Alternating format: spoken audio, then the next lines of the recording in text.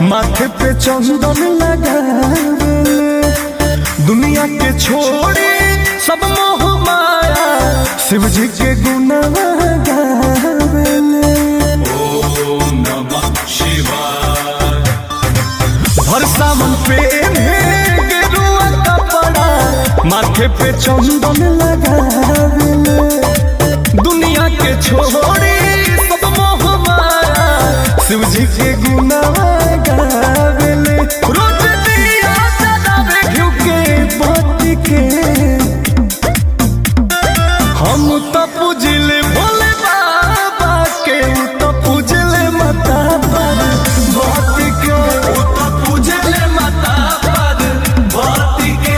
हाँ हाँ हम तो पूजले भोले बाबा के, उ तो पूजले माता पार्वती के।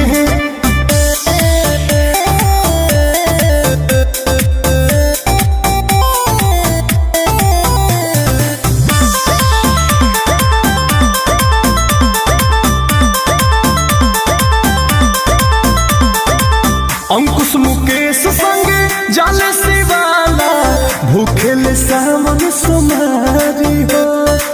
शिव पार्वती संगे कार्तिक गणेश के, सबके करेले सेवादारी।